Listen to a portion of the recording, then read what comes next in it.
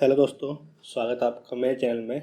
और आज मैं लाया हूँ एमटीएस की वीडियो, जो कि पहले बीच में रह गई थी, तो एक बार उसे पूरा कर लेते हैं। ये है एमटीएस का 6 तारीख का पेपर, शिफ्ट पहली और थर्ड पार्ट हो गया इसका। आज बीच में कुछ आवाज़ वगैरह दिक्कत हुई, यहाँ पे हमारे आसपास थोड़ा काम चल रहा है, उसकी वजह से थोड़ी आवाज़ खटपट हो रही थी।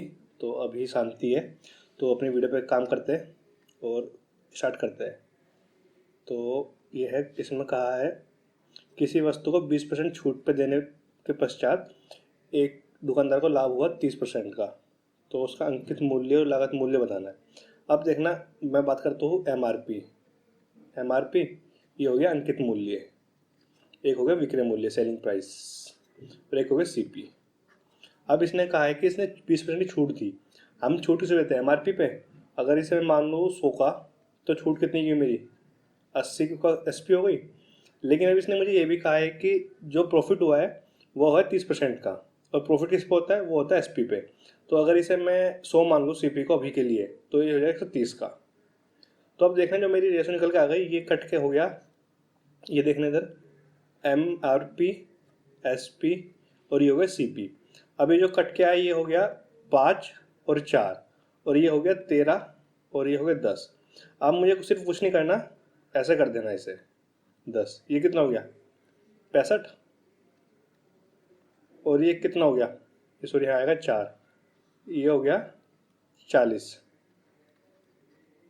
तो अब इसके बाद मेरे से पूछा है कि अंकित मूल्य लागत मूल्य का कितना परसेंट है। मतलब ये पूछना है कि जो ये नंबर है इसका कितना परसेंट है। तो हमें कुछ नहीं करना, 65 डिवाइड बाय 40 गुणा 100। तो अगर ये देखूँ मैं, तो कट गया, और ये होता है 16 चौक 64, और एक हो गया 0.25, तो ये हो गया 62.5। तो ये आ गया आंसर, ये वाला 16। तो अब आगे चलते हैं, अगला सवाल।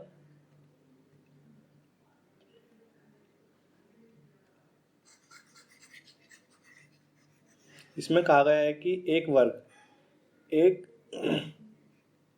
मतलब एक स्क्वायर जिसका परिमाप निकालना है हमें, और उस पूरी शेप भी दिया गया है ये डायगोनल।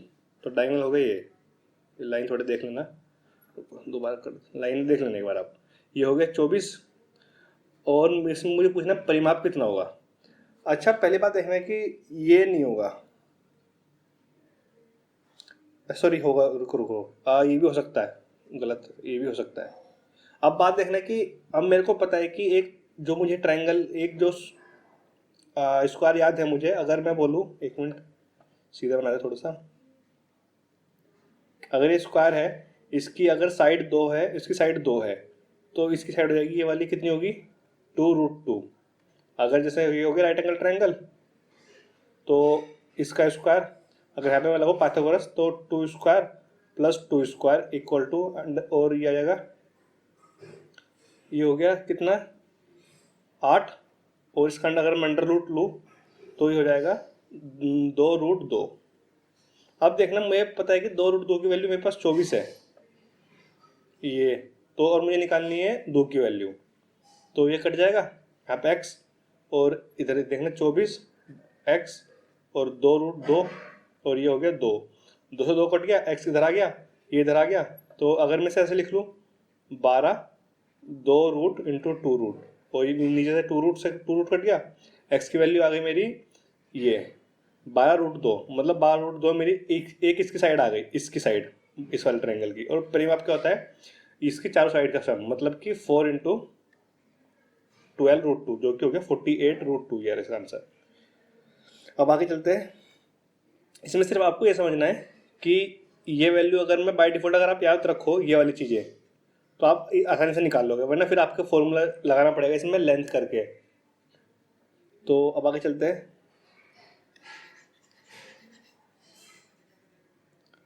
अब देखना, अब इस सवाल में ये इसे सोल्व करें अगर हम, तो ये हो गया 80, ये 32, ये हो गया 24। तो इसे माइनस करो तो ये हो जाएगा 8 -8, 80 -8 हो गया 72। तो मतलब जो पूरा निकल के आया ये आ गया 72, ये डिवाइड बाय 84। अब ये देखना, पहले डिवाइड होगा, ये हो गया 2 और 2 हो गया, और ये हो गया कितना 2, और अब इसके बाद इसे मल्टीप्लाई करूंगा मैं, तो ये हो गया 12। अगर मैं इसे 12 लिख दूं तो पहले से डिवाइड होगा इससे ये, और अगर मैं इसे डिवाइड करूं तो ये कितना आएगा 9 गुना 12। कुछ गलती हुई इसमें, रुकना, कुछ गलती हो दोबारा करते हैं एक बार इसे, एक मिनट देखना। अब ये देखना, ये कितना हो गया 80, और ये कितना हो गया 32, और ये हो गया 24। अब ये कितना हो जाएगा, अगर मैं इससे माइनस करूँ तो ये हो गया -8, 80 -8 कितना हो गया 72, ये तो 72 ही आया। अब 72 डिवाइड बाय, अब देखना पहले ये डिवाइड हुआ है क्योंकि, और उसके बाद बोर्ड मास के अकॉर्डिंग ऊपर 48, ये आ गया 2 इंटू 6, ये हो गया 12। तो 12 सत 84 72, तो ये गया 7 से, तो ये यहाँ 7 बचा। 72 डिवाइड बाय 7 इतने का मेरा है 72 डिवाइड बाय 7 इतने का। और अब मेरे पास ये बचा, ये 7 हो गया, तो 72 बाय 7 प्लस 7, ये कितना आ जाएगा, अगर एलसीएम लूँ तो 72 प्लस 49, और जो कि अपॉन 7। अगर मैं इसका करूँ लास्ट डिजिट में एक आना चाहिए, तो सिर्फ एक इसमें आ रहा है, ये है ये वाला ऑप्शन। अब आगे चलते हैं, इसमें सिर्फ आपकी जितनी अच्छी कैलकुलेशन होगी उतनी जल्दी आप आगे बढ़ोगे इस सवाल में। प्योर कैलकुलेशन बेस है, अलग कुछ नहीं है इस सवाल में। अब इस पर चलते हैं, इसने कहा है ए बी से 15% अधिक है। अगर मैं ए को बी को 100 मान लूँ, 115 हो गया। अब इसने कहा है कि बी ए से कितना कम है, तो अगर बी कितना कम, 15 डिवाइड बाय 115 इंटू 100, तो ये 20 और ये हो गया 23। और अब अगर मैं निकालने की कोशिश करूँ, 23 छिक होता है 138, तो 6.4 का आसपास आंसर आएगा, जो कि है ये वाला, ये। अब आगे चलते हैं एक बार, एक मिनट देखना सही क्या मैंने बोला, एक मिनट, मुझे डाउट लग रहा है इसमें। कम है, ठीक है, और 15 23 38, एक मिनट रुकना, एक मिनट दोबारा करते हैं इसे।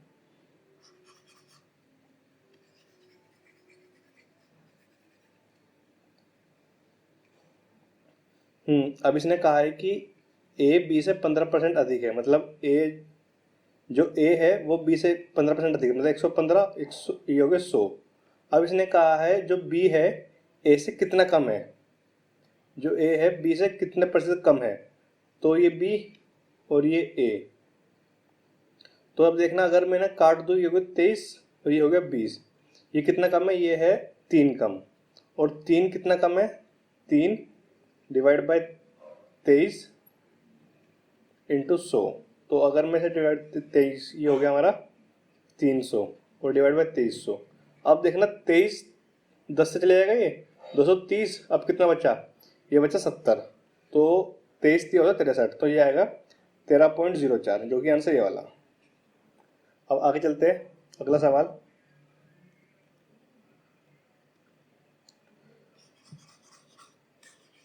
अब इसने कहा है एक नाव है जो डाउन स्ट्रीम, मतलब कि u प्लस वी, u यहाँ पे होता है हमारा स्ट्रीम की स्पीड, उसकी स्पीड ऑफ बोट, फिर x प्लस वाई मेरा हो गया 14, और इसने कहा है अप स्ट्रीम मतलब ऊपर, मतलब x माइनस वाई धारा के विपरीत, तो ये हो गया 10। अब हमसे पूछा है कि ये शांत जल में, मतलब कि सिर्फ x की स्पीड से, तो अगर मैं इसे दोनों प्लस कर दूँ तो 2x ये आपस में कट जाएगा, ये हो गया 24, तो x की वैल्यू आ गई मेरी 12। अब इसने पूछा कि डिस्टेंस कितना है, ये है 72, तो 72 डिवाइड बाय 12 जो कि होता है 6, मतलब 6 घंटे में, ये आंसर। ओ भाई इसने सारे आंसर सी लगा रखे। इसका 4 ऊपर भी गलत कर रखा है, ये भी गलत कर रखा है। बंदा ज़्यादा बड़ा होशियार था ये तो। आगे चलो, ये है अगला सवाल।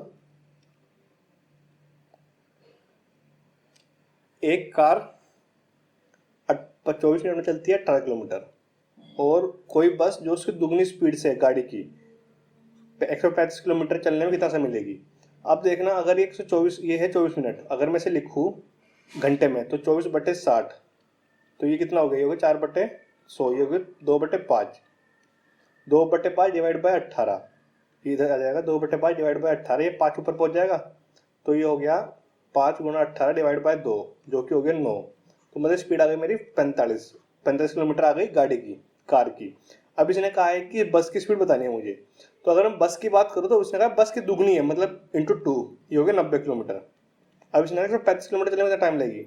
अब देखना 35 1 घंटे में चलेगी 90, और अगले आधे घंटे में चलेगी 90 का आधा 45, तो ये हो गया 135, मतलब कि 90 मिनट, ये रहा आंसर। अब आगे चलते हैं। अगला सवाल, इसमें कहा गया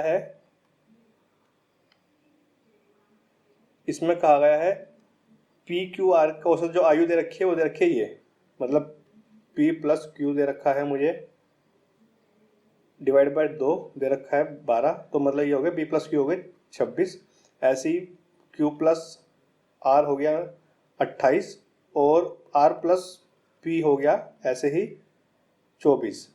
अब देखना, अगर इन सबको प्लस कर दूं मैं, इन सबको, मतलब ये इक्वेशन पहली, ये दूसरी और ये तीसरी, अगर इन सबको प्लस कर दूं तो क्या आएगा, ये आएगा P + Q + R equal to, अगर इनको प्लस करूं मैं तो ये हो गया 26, और ये हो गया कितना 50, और 50 और 28 78 डिवाइड बाय 2, जो कि हो गया 39। अब जो मेरे पास P + Q + R की जो वैल्यू है वो आई मेरे पास 39, और इसने मेरे से पूछी Q की वैल्यू। अगर यहाँ पे मैं इसकी वैल्यू रख दूँ R + P की, तो ये होगी 24, तो अगर मैं यहाँ पे 24 रख दूँ तो P की वैल्यू मेरी जाएगी यहाँ पे 39 - 24, जो कि होता है 15। ये रहा आंसर है, ये इसमें गलत थोड़ी छुप रहा है, लेकिन यहाँ पे 15, ये आएगा 15। अब देखना अगला सवाल। इसमें मैं आपको एमटीएस का मेन रीजन कराने का ये है कि इसमें एक तो डिजिट आसान है आपकी, बेसिकली यहाँ पे मैं चाहता हूँ कि आपकी अंडरस्टैंडिंग बिल्ड हो। आप टफ सवाल करके कुछ नहीं कर पाओगे, पहले अपना कंसेप्ट क्लियर करो। जब तक आप कंसेप्ट क्लियर नहीं होने वाले, आप कितने टफ सवाल लगा लो, कुछ टाइम बाद भूल जाओगे, रटोगे तो भूल जाओगे। तो बेहतर है कि अभी मैं आपको सवाल इसलिए करा रहा हूँ ईजी, ताकि आपका कंसेप्ट बने, ना कि आप बड़े बड़े सवाल करो अभी। तो अब अगला सवाल करते हैं। इसने कहा है ए किसी कार्य को 30 दिन में करता है और बी इसी कार्य को 60 दिन में करता है, और अगर वे दोनों 5 दिन काम करते हैं मिलके तो कितना काम करेगा। देखना कितना काम शेष रह जाएगा, ये देखना 30 60 60 आ गए, ये 2 ये 1, तो ये करते कितना 3 काम, और इन्हें काम करना 5 दिन, तो 15 काम हो गया। अगर 15 काम हो गए 60 में से, तो कितना बचा, तो ये बचा 45/60, मतलब कि 3/4, जो कि है ये ऑप्शन नंबर सी। इस तरह से अगला सवाल देखना, आखिरी सवाल है वैसे ये। इस सवाल में मुझे कहा गया है 14 बच्चों की आयु जो औसत है, जो वजन है, सॉरी आयु बोल दिया मैंने, जो वजन है वो है 22 किलो। अगर 22 किलो है, अगर उसमें अध्यापक का मैं जोड़ दूँ तो हो जाएगा 23 किलो सबका मिला के। तो इसने पूछा कि अध्यापक का वजन कितना है। अब देखना इसमें 2 तरीके हैं, या तो फिर वो एक लंबा तरीका जो नॉर्मल तरीका होता है आज तक जिसे हम सवाल करते हुए आए हैं। मैं सिंपल बोलूँ कि पहले बच्चे कितने थे 14, टीचर मिलती 15 हो गए, और 15 टोटल वजन कितना हो गया औसत मेरा 23, ये कर दूँ 23 माइनस, और पहले बच्चे कितने थे ये 14 × 22, तो इसे माइनस करके मेरा आंसर आ जाएगा। अच्छा इसमें देखना कि लास्ट डिजिट भी काम करेगी, ये देखो यहाँ भी लास्ट में 15 आएगा, 5 आएगा, और यहाँ लास्ट में कितना आएगा, ये आएगा यहाँ पे 8, तो या तो 15 - 8 होगा, इसके लास्ट में आएगा 7, ये 37 ये वाला आंसर। या फिर अगर आपका इससे मन ना भरे तो कर देते लंबा सवाल, थोड़ा टाइम वेस्ट लगा लेते एक बार। ये देखना ये हो गया कितना 23, ये हो जाएगा 15 दूनी 300 और 45 हो गया 345, और ये अगर मैं करूँ 14 दूनी 260 280, और 28, ये हो गया कितना, ये हो गया 200, ये हो गया 308, 345 में 308 गया तो आंसर 37 ही आएगा। एक तरीके ये हो गया। अब बात करें थोड़ा कॉमन सेंस की, थोड़ा लॉजिक की। अब देखना, एक मिनट,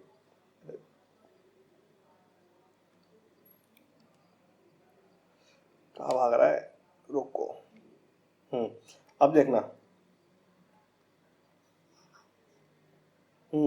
अब मुझे कहा गया अगर मैं बात करूँ तो देखना, एक क्लास में 14 बच्चे थे, सपोज को 14 बच्चे हैं, उनका औसत तो वजन कितना है 22।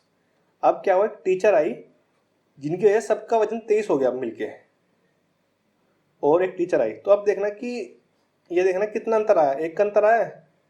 सपोज करो उस टीचर ने क्या करा कि उसके पास ज़्यादा वजन था तो हर बच्चे ने एक एक बांट दिया। अब वो सपोज करो हमें निकालना है कि उसका खाली कितना, उसका कितना है टीचर का। तो अगर मैं सबको जो उसने एक दिया है, पहले वो एक को वापस करेगी सबसे, मतलब सबसे वापस ले लेगी, जो मैंने आपको एक किलो सबको बच्चों में बांटा है वापस करो, तो एक ही हो गया, 1 × 14, तो ये 14 ही हो गया। और उसके आने पे कितना, 23, मतलब 23 तो खुद के लाई है वो अपनी, तो 23 + 14 जो कि हो गया 37, ये रहा आंसर इसका। अब मर्जी आपकी है, आपको करना कैसे है, मैंने आपको दोनों तरीके दिखा दिए। और जैसे कि मैंने अभी आपसे इससे पहले एक वीडियो बनाई थी CISF की जो पेपर आने वाला है, उसके बारे में थोड़ा बताया था, मैंने आपको आइडिया दिया था, तो उसके बारे में एक बार देख लेना। अगर आपको कोई डाउट वगैरह हो, मैंने ग्रुप डाला है नीचे, आपको डिस्क्रिप्शन बॉक्स में ग्रुप मिल जाएगा, उसके बारे में देख लेना। और हाँ, एक दूसरी बात और, अभी वो आ गया, आपने पढ़ा हो अगर, तो SSC का डेट शीट आ गई, तो डेट शीट आ गई SSC की। और अगर आपको उसके बारे में जानकारी चाहिए तो मुझे नीचे कमेंट बॉक्स में बता देना, मैं उसके लिए एक वीडियो बना दूंगा, उसमें उस जो नोटिस में क्या क्या लिखा है और क्या क्या आगे उम्मीद होने की, मतलब SSC पेपर लेगी या नहीं लेगी। क्योंकि अभी क्या है जी, अगर आप कोरोना वायरस की बात करो तो अभी जो ग्राफ है ना वो ऐसे उठ रहा है ऊपर को, मतलब अब भी हर दिन केस, जो नंबर ऑफ केस है ना पिछले दिन से बढ़ते जा रहे हैं। तो जब तक ये ग्राफ मतलब नीचे की तरफ नहीं आएगा ना, तब तक भूल जाओ कि आपकी लाइफ नॉर्मल होने वाली है। तो अभी तो ये ग्राफ ऊपर चल रहा है इस तरह से, और जितना ऊपर चढ़ेगा उतना इसे नीचे आने में टाइम भी लगेगा। तो जो SSC ने कहा है, वो कहा है पेपर सितंबर से करने के लिए। तो ये कि अगर आपको डाउट होगा मुझे कमेंट में बता देना कि अगर वीडियो बनानी है या नहीं बनानी।